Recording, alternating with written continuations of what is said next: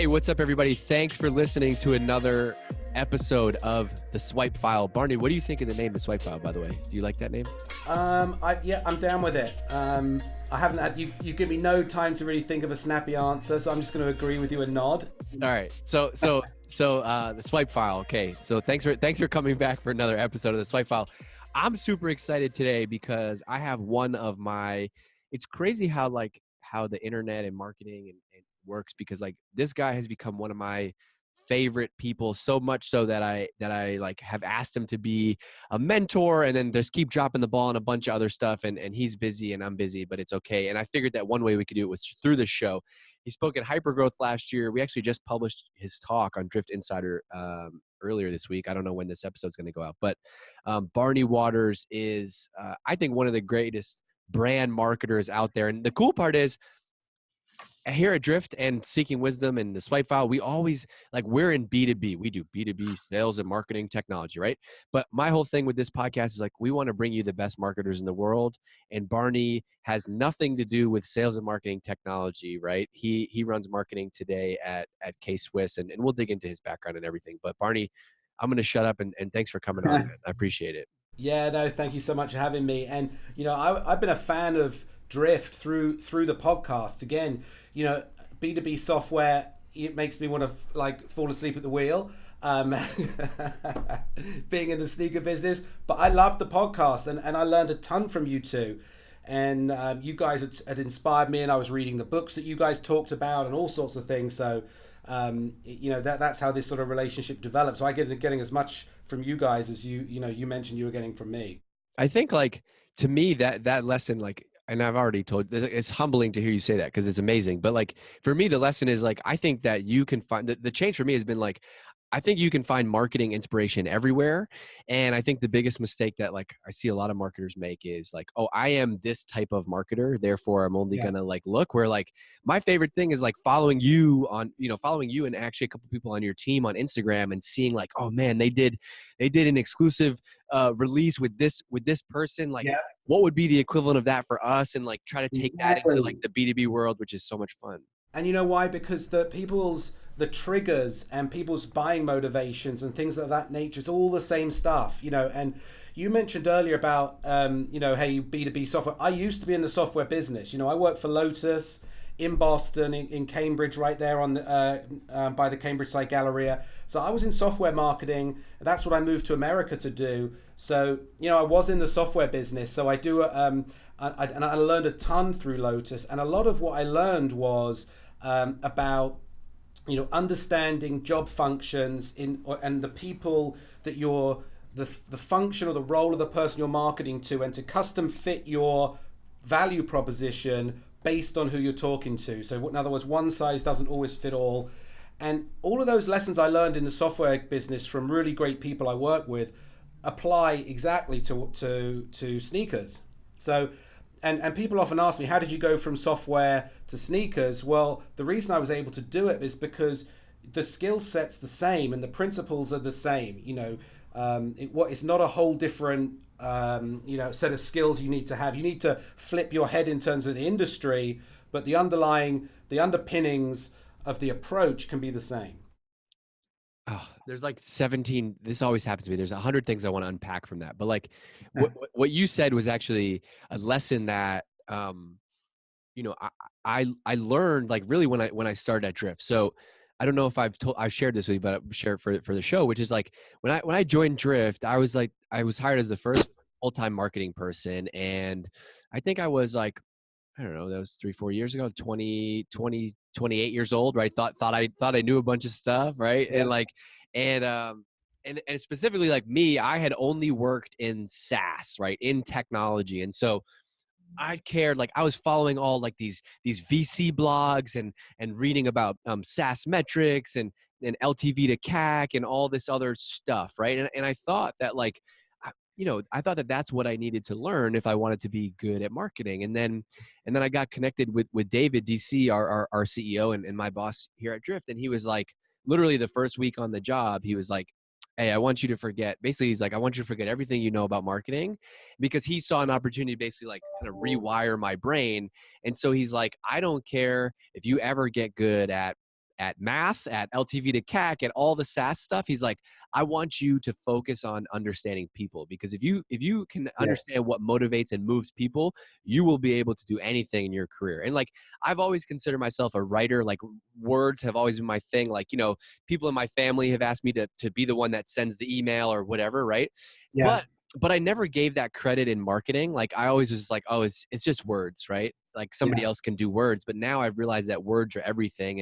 And what I learned through David is he put me on all the classic copywriting and direct response, marketers like David Ogilvy, Gary Halbert, Claude Hopkins, Eugene Schwartz, like more that Robert Collier letter book. Like, there's more books than I can mention. And that was so eye-opening for me, because that lesson that you just mentioned, what I learned was, the book that really did it for me was, because the book was written in 1924. It's called Scientific Advertising by Claude Hopkins. The book was written in 1924. And this guy wrote a book almost 100 years ago, and every line in that book you could apply to marketing today. Right. Yeah. So Amazing. that was a thing for me that changed. Like, it really is just about understanding people. Well, yeah, and when you talk about software, from my experience in the software industry, it's quite often, and this was the old days, but the technologists ran those companies. They had the power with the programmers and whoever's the most techie. So, and they had no respect for the marketers. But when you sell software solutions, in the old days, you would sell it to the CIO. So you would need to talk features and functions. But more and more, you're actually, the person who's driving the need is a head of marketing or a head of sales. And so if you can't speak in that language, you're going to miss out. If you go and talk features and functions to them, you're going to go right over their head. So you absolutely need the marketers to bridge that gap. Can you take me like inside of your world? So, well, first, you went from Lotus. What was it? Did you join Puma right after Lotus? Yeah, I went to Puma in Boston. Yep. So I have so many questions that I want to ask you there. So number one is like, how did you go from Lotus to Puma? Like, did you know you wanted to get out of tech, or like, were you sitting there one day and you're like, I love sneakers, I want to go? No, I've always been into like youth culture and all the fun stuff, but I'd fallen into Lotus in the UK, and it was an amazing company, still probably one of my best work experiences. And I moved over to headquarters in Cambridge, and then we got bought by IBM, by the way. So working for IBM is like working for the government. And it's like just everything slowed down. Lotus was a cool young company, successful, and IBM was the government. So it kind of killed all the culture and the vibes. And I knew some people who worked at Puma, and it was just a dream of mine. But visa-wise, because I was English, I was sponsored by IBM, so I couldn't work anywhere else. And until I got my green card, I became a free agent, and that's how I managed to get to Puma. Now, when I interviewed at Puma, I got so people I know got my foot in the door. And when I interviewed, I was almost saying, look, don't look at the IBM stuff, because that's not really who I am. I'm really this cool guy who likes sneakers. And they're like, no, we like you because of that stuff, because we've got lots of people who love sneakers, but we need some people who know how to grow brands and do it the right way. It's like all the things you thought made you uncool at one company, like made you the cool guy at the other company. Exactly. So they're like, no, we want people with some formal, I said, because I'd been to, IBM management training in Armonk, New York. I'd been on the IBM campus and done the management training, and they loved that. Puma was like, we need some of that, because right now we're growing like wildfire, and we need to put some formality behind the things we're doing. So it was really just a unique time, and for me to be able to kind of apply that and switch industries, and I'm just looking back, it's just so lucky. And there was a guy called Tony Bertone who was the CMO of Puma at the time, and I think he was 30 years old, and he was just this sort of genius, creative, and he's really the one that kind of championed me to get my foot in the door, and I'll always appreciate him giving me that opportunity. What do you? This is such a funny question to ask you. Like, what can you tell me about what is marketing at Puma, at K-Swiss, right? And I want to get into some of the amazing stuff you've done at K-Swiss, but like in my world today, it's traffic, it's website traffic, it's leads, it's meetings, it's pipeline, it's close one, right? It's like, even though we do all this brand stuff, ultimately, like what we're looking at is like the senior leadership team is looking at like how many leads and revenue is marketing marketing generating. We have 100 sales reps. How do we feed them? I've lived that same world. So in my Lotus marketing days, it was all about lead generation through seminars and events, and it was like putting, keeping the pipeline filled for the sales agents. Absolutely, that was the world I lived in. When I went to Puma as the North American marketing leader, I would take the global strategy that Tony Bertone would create, and I'd execute that locally. So there, I was now looking at the whole marketing mix, PR, a lot of advertising, and back then it was a lot of magazine advertising, a lot of outdoor, some TV, and sponsorships and in store and things like that. So definitely a wider swath of marketing there. And then coming to K Swiss, or actually, first of all, it was a brand called Palladium, which K Swiss had acquired, this old French boot brand, and that was a brand rebuild. Was really from everything. That was brand ID. That was the shoebox, the website, the brand positioning. And then coming to K Swiss has really been primarily, I think, about brand repositioning to kind of bring an old brand back from the dead to modern relevance again. I think branding and brand positioning and giving a brand a kind of the purpose has been the focus. So as my career's gone on, I've gotten from hyper tactical all the way to really 30,000 feet. But I would tell you that even when I'm doing 30,000 feet, I'm still also very involved down to the tactical level, because I think these days you have to be. What does that mean? Like, are you still, give me an example of something like tactical you've done like Oh, today or this week? Yeah, I mean, everything, Instagram posting, I'll go on to the social channels and reply to people, and people say, when is this available in men's? And if I see it, I'll be the one to answer. I'm down to, I'll carry shoe boxes around and set shoe display walls up in the office, and I just don't know any other way. I love that. That's what I love about it. The thing I was going to ask you is, how do you know? Okay, so in that role, right? Like, you kind of shift from like a lead gen to very much on the branding side of things. How did you set up a way, like, how does somebody know that you're doing a good job, right? Like, we hire somebody new at Drift in like a demand gen role, right? You can Yeah. basically be like, okay, well, they've been here for 3 months. Like, how are leads doing? How have you set yourself up to show the management team and whoever else like that what you're doing is working, or what does that even mean?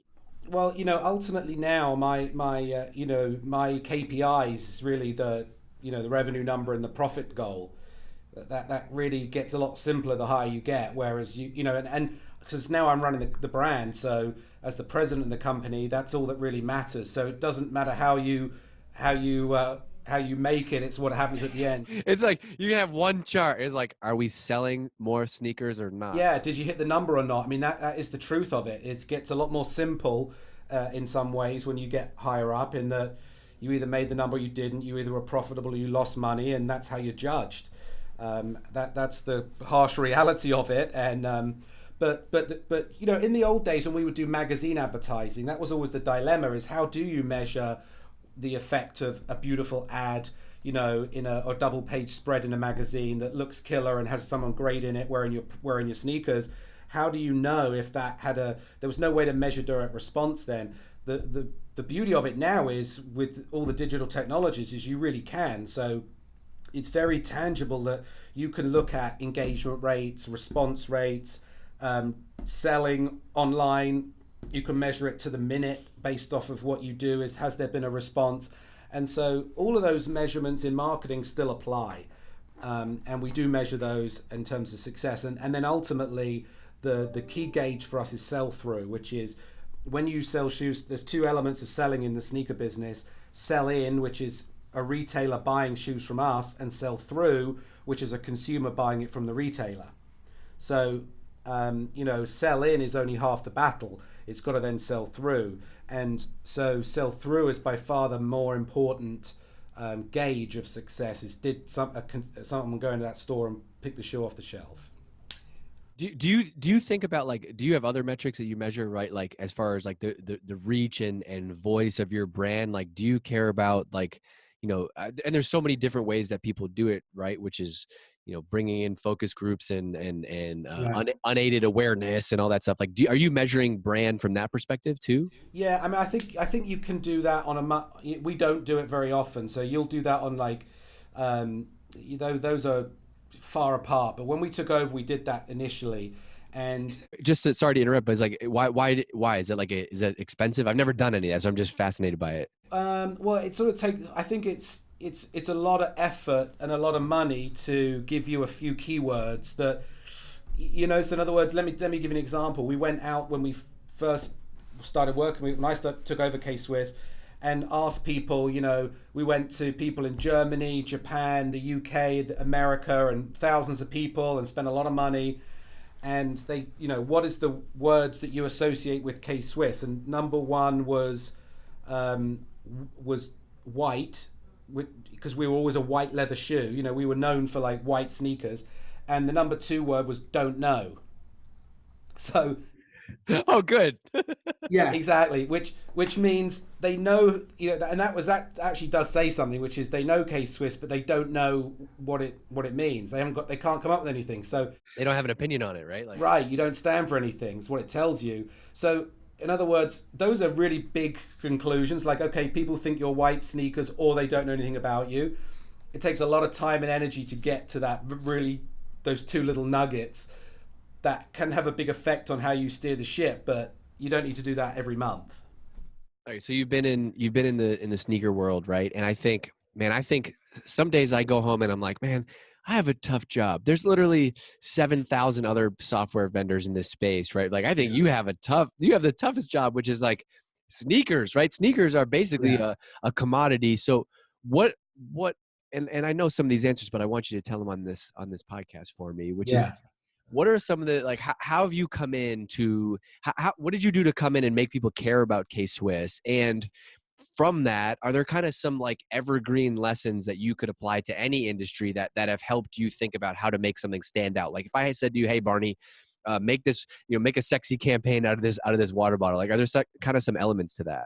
Yes. So number one is, why should anybody care? Is, why does the world need you if there's already Nike and Adidas? So you have to answer that question. Like, and the reason is you have to be the only someone that does something. Okay, otherwise, why are you needed?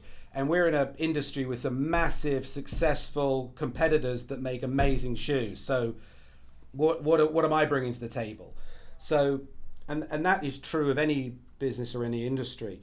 And when we looked at it, Nike was an athlete brand and really owned this idea of, if you want to run fast, if you want to jump high, then Nike's the brand for you. And in fact, Puma still, I think, sponsors Usain Bolt, fastest man in the world, Jamaican sprinter, and 9 out of 10 people would always tell you that he's sponsored by Nike, because they just assume he's the fastest guy in the world, he must, right? Wait, were you at Puma when that is the case? Say that again. Were you at Puma when that was happening? Yeah, probably, or just afterwards. That would be the most frustrating thing in the world. You're like, he's with us. Yes, I'm dead serious though. Why? Because you assume it, right? If you see a car that's red and it's like fastest car on the highway, it must be a Ferrari. So in other words, don't make a fast red car and expect to be first. Try and do something different. So, and I think Adidas had struggled a long time as the perennial number 2 sports brand in sneakers, and so they sort of drifted toward rappers, and they did Pharrell and Kanye, and said, hey, look, the youth culture heroes have shifted, and they're no longer just the athletes, they're now the entertainers and the rappers, and kids aren't just thinking, I want to grow up and play for Man United or the Yankees. They want to be Kanye. So I also couldn't win at that, because Puma and Adidas are competing of who can sign the rappers for the most money. And these are multi-million dollar deals. I think Adidas just signed Beyonce.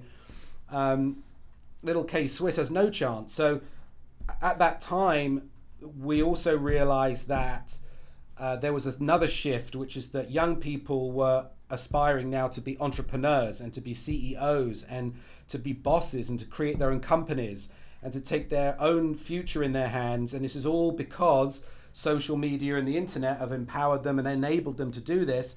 And you know, whereas Michael Jordan used to be the ultimate male superhero, sort of suddenly it became Steve Jobs. You know, it's like, wait a minute, how did that happen? Or, well, what was it about Steve Jobs? Well, he was because he was smart, he was successful, he was confident, you know, and so Elon Musk is the cool guy now, and Mark Zuckerberg, and so we figured, shit, this is who young people are trying to be, and if you talk to young people, no one's trying to run the fastest mile, or be a rapper. Most people you speak to nowadays who are young are trying to you know, be like DG.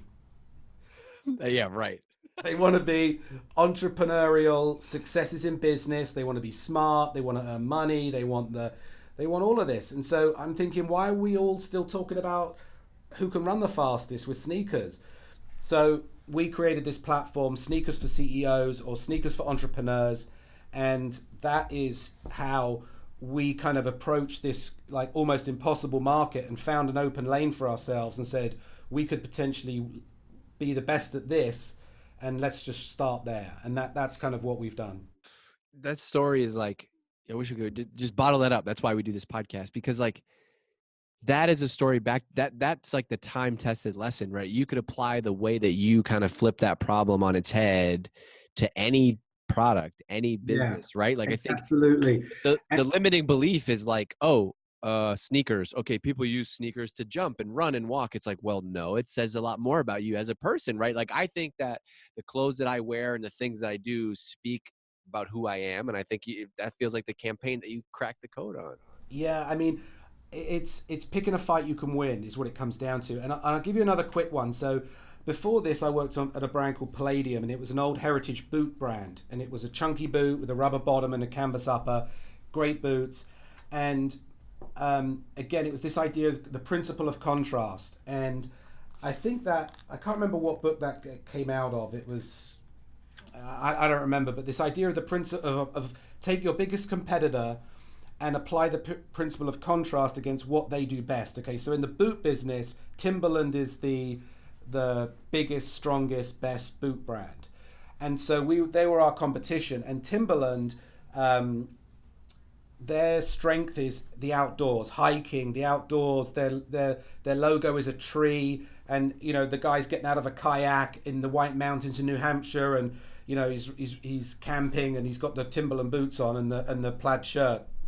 So we positioned Palladium around city exploring. Okay, so concrete. So we said, okay, most people actually live nearer a city than they do a forest, and most people when they wear boots are wearing them in the city. So we said Palladium is engineered for city terrain, and it was taking Timberland's strength of the forest and applying a principle of contrast and saying, hey, if you want to go and be a woodsman, then Timberland's the brand for you. But if you're actually spending your days in the city, we're engineering our boots for city terrain. And so everything around our brand was concrete. And in fact, we had this thing called the no tree rule, where no one was allowed to put a tree in any of our advertising, imagery, nothing, to really cleanly differentiate us against our biggest competitor. And it crushed. It was great. And in fact, Timberland ended up doing a lot of stuff, and even to this day you'll see them doing urban exploring, city exploring, and really taking a leaf from that book.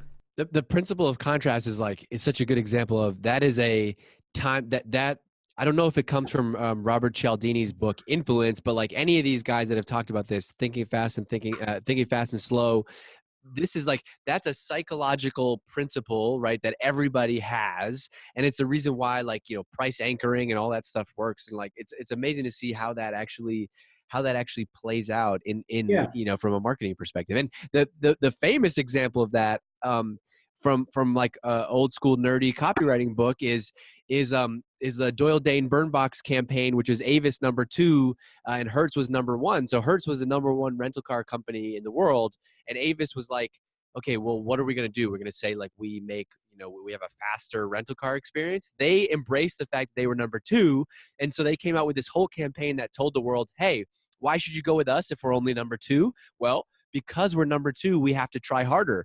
Our cars will Right. never be dirty. They'll always have a full tank of gas. You'll always have amazing service, because we can't afford to do anything but treat you best because we're not winning. And that campaign was amazing. Yeah, there you go. So sometimes what you don't do is as powerful as what you do.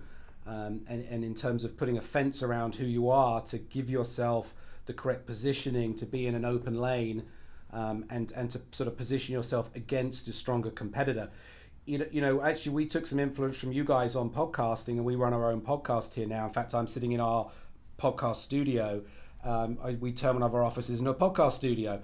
Well, again, our biggest competitor now is Nike. And how do you compete against this massive company? Well, you could do some things that a massive company couldn't do. Transparency to who we are is an advantage we can play as by being a small company. So having access to us and by us podcasting and bringing you inside K-Swiss is something that would be very hard for Nike's team to probably do with all the management layers and rules and regulations.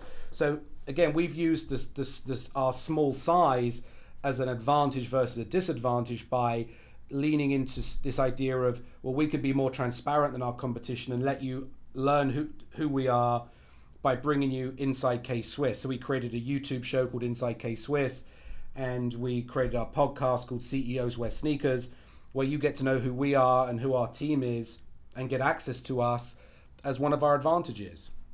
Yeah, it's a way of like, you have this big brand, Nike, which is obviously an amazing brand, but they kind of have to be anonymous, right? You like the fact that you run this brand and you're like responding to people on Instagram, and then you're the person that they see on the podcast and on YouTube and other, like, people are going to give your brand actually a chance because they start to like you and know the story behind things. Yeah. And I think there's like an expectation these days that consumers want to know who they're doing business with and who they're giving their money to. Who are you? What are your values? Who's working there? Where do you make your shoes? All these kind of things are way more important now than they used to be. So I think transparency is becoming a bit of an expectation, and Drift, you leading the way in this for sure. I think it's like, I think of it as like transparency is the one way to disarm anybody, right? And that is true, at home with your family, like at work with people on your team. Like if you can be real and authentic and be human, like that just levels the playing field, right? Like the easiest way to sell something is to actually show your face and be real and let people know this is me. Like I do stutter, like I do, make mistakes, and I do have typos and sometimes in my writing and stuff, but that's because I'm a real person just like you. So hey, can I get a chance to talk to you about that? Yeah.